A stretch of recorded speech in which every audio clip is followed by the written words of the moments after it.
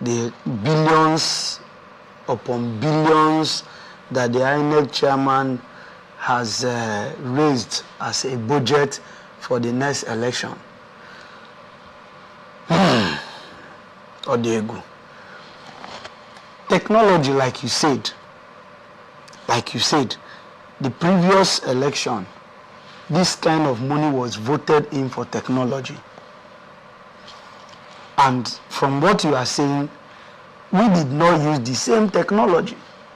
Even when they went to court said it has not been enshrined in our laws that we must use technology for election. So they only suggested technology, that is the INEC. They only suggested technology and voted money into that angle. And at the end, we did not use it. The candidates that failed went to court and said, the INEC provided all of these things, money were voted in, and the Supreme Court, in their own wisdom, say it is just a proposal from the INEC, and you people fell for them. It is not as if it is in the law that they must use technology to transmit results. Now they have come again. They have come again. You are now voting billions into technology. I'm not bothered about the other departments they voted billions into. I'm not bothered about it. You are now voting money into technology. Just like my brother saying that even some personalities in the America are saying, don't bring this. Don't make it a law. It shouldn't exist because of some of the challenges they face in that angle. And you are bringing it to Nigeria. We should use technology for election, voting billions into. How credible it will be? How sure are you that after you have gotten the approval and this money, our money has been sent to you for this technology, you will still transmit results from the ward, from the polling unit? Because I have said it in different fora, until we are matured enough, until we are ripe enough to transmit electoral results from the unit, then we can't get it right. Some will be crying that they have played us, while some will be rejoicing, like my brother rightly stated.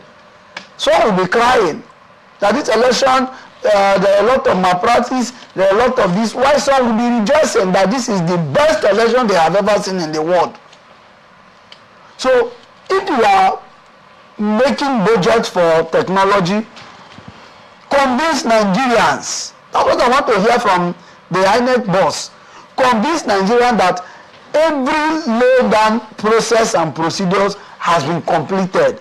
That if you go into this election using this technology that you people are paying your money for, we'll get it right. Okay. That is the kind of assurance I want us to hear. And that is why you are asking the questions you are asking. Because not only voting money for this technology, you can imagine going to buy this gadget, come back home, and it's not working. You feel very bad that you spent your millions, you spent your time, energy into getting this gadget. And at the end, you didn't make use of it, it's not working. So if they know that these technologies will not work, keep it aside. Let us follow the manual that we have been known for, that we are used to. Whether they are rigging or they are not rigging, that's not our business. We will cry. They have always told us that we will cry. I mean, I saw one senator telling us that minority will continue to have their say, while the majority will continue to have their way. So they know too well that we will cry. Immediately after election, you see them telling us to run to court. Because they know the court are their own men. It's just a call. And they will delay us before you know it. They will celebrate again. So the essence of this discussion is that the INEC boss should go further to tell us how credible the election will be if we vote in money for this technology. How are we going to use it? I hope it will transmit results from the unit level to up there. That's what we want to hear. Nigerians are always willing to pay. Before you know it, the Senate will approve. So that's it. It has been, we have passed through this route before. We know how it happens. But let him at least convince us. Because whether you like it or not, madam, whether you like it or not, some of us are sick and tired of the Nigerian election. Yes. You see us preparing for election, putting everything in place, getting our voters card. You can imagine the long queue. We spend our money making sure our younger ones get their own, those that are up to 18, our age parents and all the rest. And at the election day, while you are still voting, result will be announced. People are already jubilating. People are already dancing. That is they are privileged to certain information. They already know. They will tell you, don't even, what are we still doing on the line now? You know the real thing they happen for there. Go to your Facebook, go to your television. Result will be, it's already announced. I mean, and you say we should continue to do this every four years. I mean, it's not really good for our health. Okay, let's move on. Former President Goodluck Jonathan has urged African nations to promote younger leaders, arguing that those between the ages of 25 and 50 are better equipped to handle the physical and mental demands of modern governance. Jonathan made the call on Thursday in Abuja at the International Memorial Lecture and Leadership Conference, marking the 50th anniversary of the assassination of former head of state General Murtala Ramat Mohammed. Reflecting on his time in office, Jonathan said leadership requires exceptional stamina and resilience, noting that he often slept for only few hours while serving as president. He aligned his remarks with the objectives of Nigeria's Not Too Young to Run movement, which advocates reduced age limits for elective positions to encourage youth participation in politics. I'll start with you on this one, comrade. Okay. Not too young to run. Some would say sometimes when policies are being implemented, it sounds good on paper, but implementation is always poor. We've seen situations whereby young people, when they are vying for certain positions, will be told you're too young to run, or you're too young to do this, you're too young to do that. The government have set policies to ensure that, to encourage the youth to, get involved in elections. Just like the former president rightfully mentioned, that it takes a lot of mental stamina and then even physical ones as well to be able to run the affairs of a nation. It takes a lot. So the best people to do this are the young ones. The policies are there. But do you think that Nigeria as a country, the people itself as a country, is ready for such policies? The police could be there. You could go to your mother, your father, and tell them, oh, I want to run for presidency. I want to run for this. And they'll be the ones to discourage you. Like, are you not too young to do this? What do you even know? They'll try to discourage you. Other than the government objectives and the government policies, are the people themselves ready to embrace this new change? Well, why I agree with former President Jonathan, I also want to agree with you or align myself with you that the people are not ready. Ordinarily, what the former president with experience, because like he said he only slept for a few hours while he was still serving as president. As at his age, he's not too old though, but he knew too well that job was not really good for his health. That job was not really good for his health. I mean, you can imagine, I have a friend who was a local government chairman. Within the short period, his 4 phones were almost ringing at the same time. Every 1 minute. That is, taking call alone was a problem. As you finish this one, another person is calling, and there are some calls you cannot resist. Only that one alone is a stress, a hell for him. So the job, like the former president has rightly stated, is good for young people. It should be for young people. But unfortunately, even we who are the younger ones hardly realize that fact. Like you said, even if you go to your friend to say, guy, can you support me? I want to run for you. Your friend will discourage you. You go to your parents will say, no, you are not matured enough. You should wait for more time and all of that.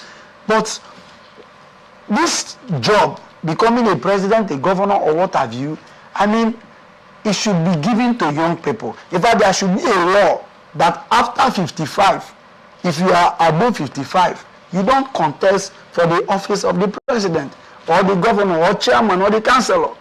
Because if you look at the likes of those who were local government chairmen, within this period, the River State governor was having issues with his Oga. the FCT minister. Look at those few young 38, 40 something that became local government chairman. I mean, it was a government close to the grassroots. I don't want to talk about whether they did well or they did not do well. It was a government very close to the grassroots. They are just coming from the grassroots. I mean, they are still in the grassroots. So they know the actual problem of the people. If they want to fight insecurity, if a thief is run, they can run after the thief. They can run after him. If you say there is trouble here, they can even go. They can go and confront that challenge. I mean, I don't want to mention it. I've seen it recently around our local government. They are one of the local government chairman at that time. You see him dear police officers who came for illegal duties. You see him dear task force. You see him live. He's leading from the front. He was leading from the front. In my own local government, I mean, within that short period, if you permit me, Chief David Omereji did fantastically well, and he's just 44. He's just 44. You can imagine he stayed within 3 months in office. Assuming he stayed up to 1 year, Emoha would have been an American. Would have been Minneapolis, Minnesota, and USA. Okay. So these jobs should be left for the younger ones. Okay, look at if you allow me to go on and on, Mr. President. I mean, what matters now is our father, our dear father. He needs rest. He needs rest. He needs to be taken care of by we, the younger one. He shouldn't come to serve us again. If Nigeria truly believes that you being our president is you coming to serve us, not we serving you, he shouldn't come to. He has served us enough when he was the governor of Lagos State. It is time for us now to look after our daddy. It shouldn't be for our daddy to come and be serving us again. So we won't be having. Let me stop here. Anyway, Samuel, what do you have to say to this? Do you think that Nigerian society is ready to embrace the young ones running for offices, and also the young ones themselves? Do you think they have the competence and experience to run the affairs of Nigeria if given the responsibility? Well, I'm a young person, and I think I will be sentimental or have a bias towards allowing the young people to run, but with the caveats. I think I would the term should be the prepared young ones. And I'm saying this because from experience, from global observations, rather not experience, from global and domestic observations, I have seen some young people that, due to youthful exuberance, have done certain things that they were not supposed to do, and then put their constituency in jeopardy. For example, there's a war in Europe. There's one in Europe between two countries. You know them, I wouldn't want to mention them. The person was president of the country that was not so military strong as at that time, took his country into a war that they can't win. And now they're trying to resolve the war, and the resolutions that they are put in place for the war to end is favoring the country with the stronger might, which could have been avoided. In fact, the resolutions are even more heavier on his country, which wouldn't have gone to that point if he accepted the circumstances that was prevalent at the moment and didn't toe the line he told. So you can see how youthful exuberance and all that, threw his country into a war that has cost thousands of lives, and damaged a lot of properties. Now, coming back to our domestic affairs, when you talk about youth and governance, you want to know how prepared we are for governance in Nigeria, in the states and in the region. You don't even need to look far. Look at the schools around where you have some sort of leadership, the student union government, NOS and all that. How many of them are doing their best to satisfy their responsibilities in terms of providing for the students or providing quality leadership for the students? You can, for the past 2 decades, you can count on your fingers how many of them have actually performed to the best of their ability. Most of them just go there, take money, share it, a few people, and they leave. That's what most of them do. Now, coming back, you also using an example of the last caretaker government that was formed by His Excellency, the Executive Governor of Rivers State. Well, I agree with my brother that some persons did well. I also want to mention that there were some persons that were disastrous. The governors were disastrous. In fact, then, there was a case that when I saw it, I was so disappointed. A chairman, or a supposed caretaker chairman in this state, invited the then factional speaker to come to his local government and commission a repaired transformer. It happened in Southeast Senatorial District. I don't want to call the local government. I saw it live. The pictures were everywhere. They tied the ribbon on the repaired transformer. Not even a new transformer. A repaired transformer. First of all, is that even a worthy local government chairman? Is that project even worthy of the attention of the local government? That should be what councillors and that was what we should be looking at. But the local government chairman or caretaker chairman as of there had the audacity to do fanfare for a transformer that he repaired. And he's a youth. He was in his late 30s, early 40s. I don't know. And he was even a former youth leader, funny enough. He was a youth, late 30s, early 40s. Around that. So why we have the energy? Why we have the energy? We also should look at the competency. We should look at the competency. And that's why I say, or that's why my standpoint is, yes, the youth should be allowed to take over those positions. But the prepared youths, the competent youths, are the ones that should be given the opportunity. We shouldn't just give the platform to anybody because they are youths. If not, we'll keep on having embarrassing situations like this. Okay. So that's it. Let me chip in something. I've just 1 minute. While you talk about prepared youth, even these our fathers who are up to 70, 80s, it is our choice. Assuming the country is being tailored in a way where our vote counts. When they sample the opinion, they display their CV, they display their profession. It is our choice to vote whoever we choose. Because I have seen in this state too, where a chief of staff, who is not a youth, invited a television station to commission a monopump. I have seen, if you permit me, I will mention them and I will show you the pictures. I will show you the pictures. I will show you the picture immediately we are off camera. A chief of staff in this state invited a television station to commission one single monopump. And we have also seen in this state a chief of staff who is a youth giving cars to over 100 persons, building houses for over 1,000 persons, paying school fees for over 2,000 persons, giving jobs. A youth who is also a chief of staff, a youth within 40s. So these things are, whether it is the elder, whether it is the youth, it should be for those who we know can do the job. All right. That's why I said prepared and competent. I agree with you. Okay, gentlemen, thank you for understanding. Let's move on quickly. Council of former Kaduna State Governor Malam Nasir Ahmad El-Rufai has strongly condemned what they described as an unlawful attempt by security operatives to arrest their client upon his arrival in Abuja on Thursday, February 12, 2026, according to a statement issued by Ubong Isom Akman of the Chambers of Ubong Akman. El-Rufai was intercepted at Nnamdi Azikiwe International Airport after arriving on Egypt Air Flight MS-877 from Cairo. It was alleged that the operatives of the Department of State Services attempted to arrest him without presenting a warrant or formal invitation and forcibly seized his international passport. The statement noted that the Economic and Financial Crimes Commission had earlier invited El-Rufai while he was abroad, but his legal team had formally communicated his willingness to appear at the Commission's office on Monday, February 16, 2026. They argued that the attempted arrest disregarded his commitment and amounted to executive overreach. El-Rufai's counsel described the incident as a violation of constitutional rights, citing provisions on personal liberty, fair hearing, dignity, freedom of movement, and property ownership.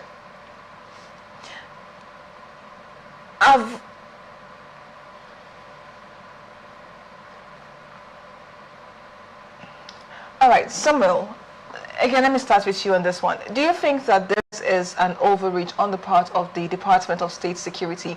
And would you also say that they are being used as a political tool to intimidate oppositions of this government or of this administration? Okay, well, we've heard El-Rufai's statements through his counsel. We've not heard from the institutions involved. We've not heard from the FCC. We've not heard from DSS. So my comments will be limited. We've not received an official memo on what happened, during the incident. So my comments will be limited. So I think I'll focus more on your second question, which is the institutions, the FCC and DSS being institutions used to target opposition, politicians and all that. Now, let's get something clear. These people served in government at one point or the other, right? They're not the only ones who serve in government. Erufai was the former governor of Kaduna State. And if the Economic and Financial Crimes Commission thinks that he has a case to answer, then he should, really submit himself and hear the charges outlined to him and defend himself to the best of his ability. He's not the only politician to be invited. Chris Ngege, right, former governor of Anambra State, and APC stalwart, was also invited as well. He went there, he was interviewed, he left, and the matters are still ongoing, but he's cooperating. So saying that the institutions are being used, to target opposition figures. First of all, I don't think we should split them into oppositions and those of them in power. I think the split reduces the scope of what's going on. First of all, they are all politicians.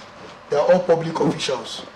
They all served in various stratas of the government, both in the local government, state, and at the national level. And if this institution thinks that they have a case to answer, then they should go and answer the case. If not, by this logic of, hey, they are targeting opposition politicians, then that means that the opposition politicians should not be invited, to answer their case, because it will look like the government of the day is using these institutions to oppress them. So that's why I said that, or that's why I maintain that the lines should not be blurred. The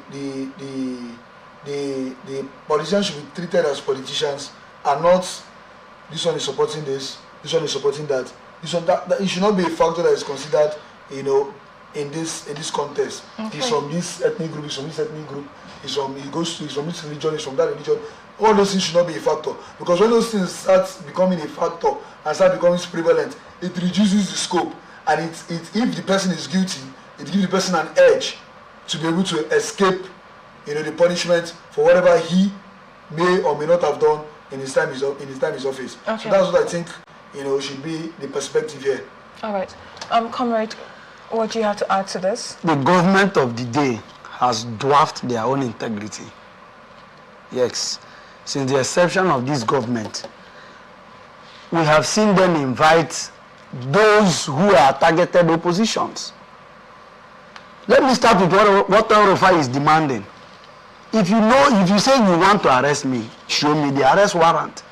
I was watching it at TVC News, journalist hangout, from 11 to 12. It's continue, but please, it's not allowed to do that. Yeah. Okay. So what I saw there was when Erufai was demanded, where is the arrest warrant? You say you want to arrest me. Who petitioned me? What are my offense? Show me the arrest warrant and I will follow you. And if loyalists were willing to accompany him to DSS, into the EFCC cell. So show him the arrest warrant. And we have a lot of persons who Nigerians has written petition against. Their states has written petition against. And yet they are serving in the cabinet of Mr. President as we speak today. Why are they not inviting those persons? We have a lot of politicians who we know too well that have defrauded their state in several ways. And we have written petitions. Why are the EFCC not inviting them? Why must it be those who newly formed ADC? Why must it be those who newly left Labour Party to ADC? Why must it be those who left the few House of Rep members and senators who left APC to ADC? There are a lot of persons there. You cannot tell me that there are no politicians in that cabinet, in President Tinubu's cabinet, who have several petitions. I mean petitions, I have evidence. I mean series of petitions, but they are even compensated with ministerial appointments. They are there in the government. Invite them. We have people who commissioned 1 kilometer road and told us it was 300 billion, 400 billion, 500 billion. And we have written several petitions in respect to that. Invite them. Want to see the EFCC invite cabinet, former governors who are now ministers in the President Tinubu's cabinet. Invite them for questioning. Why you are inviting those who are also in the other party? Invite them. If you want us to believe that you are not using the EFCC as an attack dogs. You are not using them to go after your targeted opponents. Invite those persons to your government. As you are inviting here, because a lot of these persons have questions to answer. Okay. And if you must arrest El-Rufai, show us the arrest warrant. Show us who wrote the petition. And we need to see it. El-Rufai is a public figure. He has loyalists. He has friends and well-wishers. We need to see a lot, and we don't want anything to happen to him. Because we know that there are some mathematics he did for the APC in 2023. And maybe they are scared he will do the same mathematics, solve the same mathematics for the ADC in 2027. And that's why we want to put him behind bars illegally. Okay. We say no to that. All right, thank you. Let's move on quickly. Chinese embassy in Nigeria has rejected allegations linking Chinese mining companies to illegal mining activities and the funding of terrorism in Nigeria, describing the claims as false, baseless, and damaging to China-Nigeria relations. In a press statement reaching newsmen on Thursday, the embassy said a bill introduced by certain U.S. congressmen had groundlessly accused China of engaging in illegal mine operations in Nigeria and paying protection money to specific militia groups. The embassy also faulted media reports, saying they amplified the bill and escalated the claims, adding that some outlets went further to fabricate what it described as damaging narratives. It so said China has consistently required Chinese companies and citizens overseas to comply strictly with the laws and regulations of host countries, insisting that Chinese businesses operating in Nigeria are expected to operate within Nigerian legal frameworks. Quickly, we are running out of time. Mr. Woji, do you think that the assertion or the allegations by the U.S. congressman holds some water? I mean, for them to have come out to state this, could there be some truth in it, or it's just again international politics between the U.S. and between the U.S. and Chinese governments, with Nigeria being in the middle?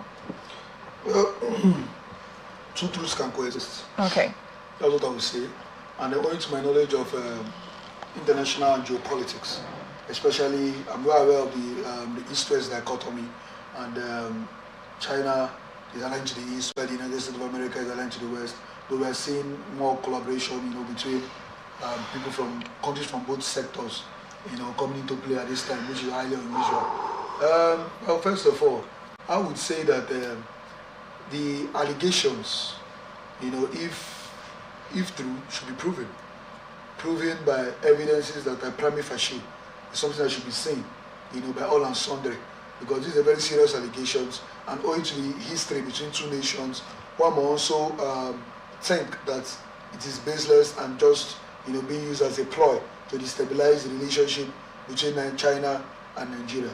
So, whatever country that is alleging whatever crimes on the other country should provide it with proof. I mean, for them to have, say something, of that magnitude, they should have gathered some evidence to portray their point. So if they have evidences, they should publish it so that we all can see it, right? That's just what I have to say. All right, Comrade, quickly. The Nigerian security has paraded some Chinese citizen for these illegal mining activities several times. In fact, we have a lot of them in our cells, including this River State prison yard. We have a lot of them in awaiting trial. So the Americans are not just saying what they have not seen or what they have not observed. Nigerians knows too well that all fingers have pointed towards these China people trying to aid some of our people in carrying these illegal activities. Well, we are running out of time, and I will say whatever the government needs to do to ensure that this thing is being nipped on the bud, they should do, for our own safety, our integrity, and our peace. Thank you. Thank you, Comrade. This is where we wrap it up on this episode of Blowout. Gentlemen, thank you very much for being civil today. I really appreciate it. Yes, we are open for advert placements, bookings, and commercials. You can connect with us on all our ATN socials, Facebook and YouTube, Atlantic Television Network, Instagram and TikTok, Atlantic TV Network 1, on X, Atlantic TV Net. Watch us live on our website, www.atlanticnetwork.tv. Remember, peace and unity are the pathways to progress. Open Conversation comes up shortly. Please don't go away, and thank you for watching. My name is Antonia Arsabil.